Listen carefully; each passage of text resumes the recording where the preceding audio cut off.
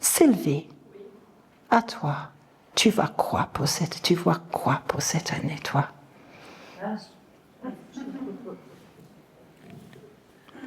Super intéressant. Ça m'a donné une telle joie. Je bouge mes affaires maintenant et toi, tu prends la place. Et vous allez voir qu'il y a des choses similaires.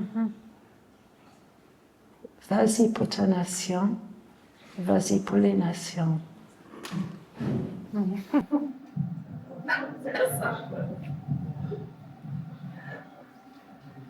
Ben moi, pour la nation, je n'ai pas spécialement vu grand-chose. Par rapport à ce que je sens au niveau des alliances, etc. Mais moi, j'ai surtout reçu, c'était fin 2025. Dieu m'a parlé vraiment clairement pour chacun d'entre nous, chaque chrétien, moi comprise. Oui. On peut sentir dedans. Exactement, ouais.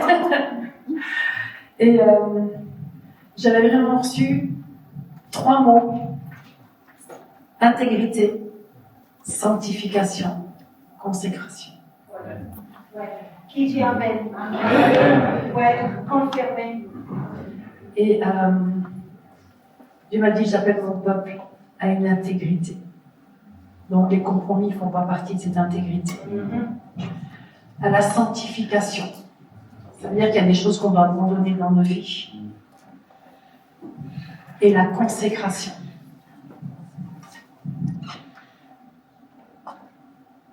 La consécration, c'est quoi? C'est vraiment vivre pour Dieu, se consacrer à lui. Et Dieu disait, mais c'est vraiment important pour cette année 2026 de prendre du temps avec lui. Il doit redevenir le centre de notre vie. Vraiment. Parce qu'il y a d'autres choses qui ont pris la place de Jésus. Ça peut être des choses matérielles, ça peut être des personnes aussi qui sont le centre de notre vie. Il y a ce verset dans la Bible qui dit si ton frère, ta sœur, ta mère, même ton mari, ton épouse est plus importante que Dieu, on n'est pas digne du royaume des cieux. Non. Donc c'est Jésus, première place. Et on doit ramener Jésus au centre de notre vie. Prendre plus de temps avec lui. Pourquoi? Parce qu'il va nous préparer. Il va nous communiquer des choses. Il va nous demander de faire des choses. Il est important d'entrer dans cette volonté, dans l'obéissance. Ça va être important de vraiment obéir à Dieu. Et d'être dépendant de Dieu. Le remettre à la première place, mais être dépendant de Dieu, être dépendant vraiment de lui. Des fois, je m'inclus, hein, je suis en train de vraiment me réaligner avec ce que Dieu veut, mais des fois, on dépend trop des ministères. On a besoin des ministères, on en a besoin, ils sont là pour l'édification du corps de Christ. Mais des fois, on dépend tellement d'eux. On dépend du pasteur, on dépend d'autres personnes ou d'autres choses, parfois. Et Dieu dit non, c'est que de moi. Et juste un témoignage, moi j'ai vu le Seigneur ces dernières années, notamment l'an passé, il a retiré des personnes dans ma vie. Des amis. Il les a retirés. J'ai dit, Seigneur, je ne comprends pas. Et depuis que j'arrive en Suisse, plusieurs personnes comme ça, il m'a retiré. Au début, je ne pensais pas que c'était lui. Le Seigneur m'a dit, mais tu étais trop dépendant d'eux. Je veux que tu sois dépendante de moi. Et waouh, ça fait mal, hein? Des gens qu'on aimait, que j'aimais et que j'aime toujours, mais Dieu les a retirés. Il ne reste plus que lui. Dépendre de lui. Et je voyais ça pour 2026. C'était vraiment important qu'on se prépare, qu'on se reconsacre. Peut-être on est déjà consacré, mais se reconsacrer à Dieu vraiment. Marcher dans la sanctification, la sainteté de plus en plus.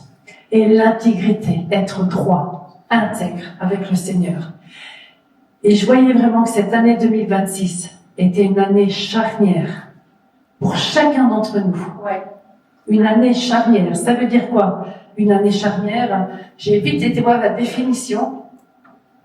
Une année charnière, ça désigne une année qui marque un tournant important.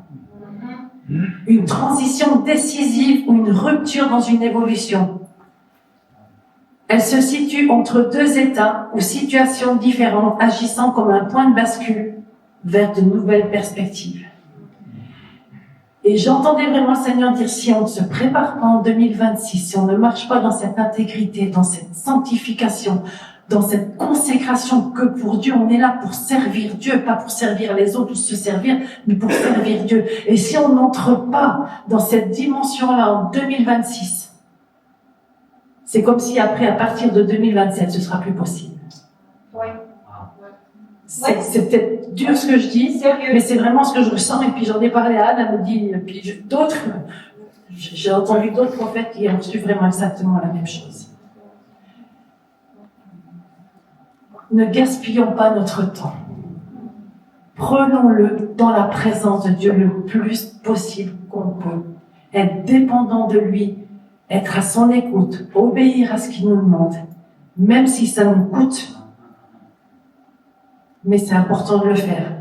Et si on fait ça, en 2027, parce qu'il va y avoir des choses terribles qui vont se passer ou démarrer, si on fait ça, on pourra tenir bon et on sera prêt, on pourra passer à travers ces choses-là et être une aide pour beaucoup.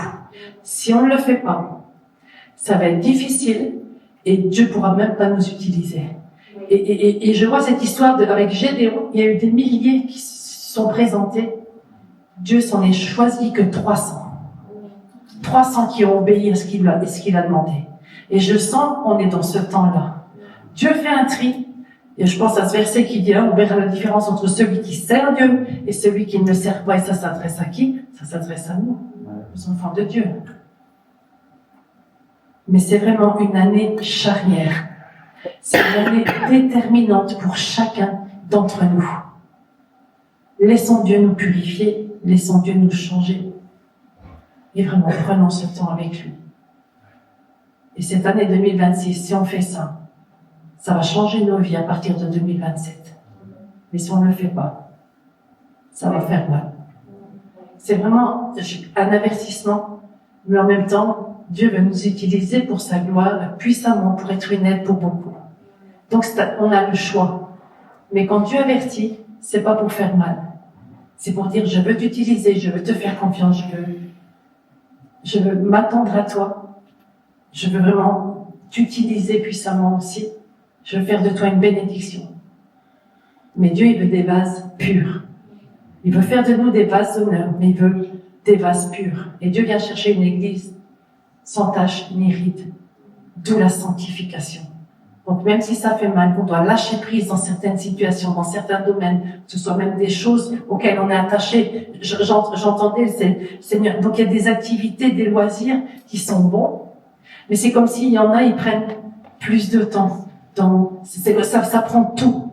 Beaucoup de place, les loisirs, le sport, il faut faire du sport, mais c'est comme si le Seigneur disait, non, maintenant, c'est tout le temps que tu peux avoir, prends-le avec moi.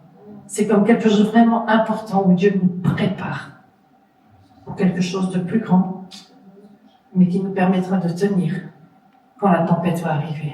Et elle va arriver très vite. Elle va vraiment arriver très vite. Donc 2026, c'est vraiment une année charnière. Et on verra. Chacun, moi je peux pas dire oui pour vous. Il faut décidons vraiment. Et puis j'entendais aussi ce mot, l'amertume, le rejet, toutes ces choses-là, faut abandonner. Ça fait partie de la sanctification. Dieu veut nous purifier. Sans ça, il peut pas nous utiliser. Et puis ça va faire mal si on le fait pas.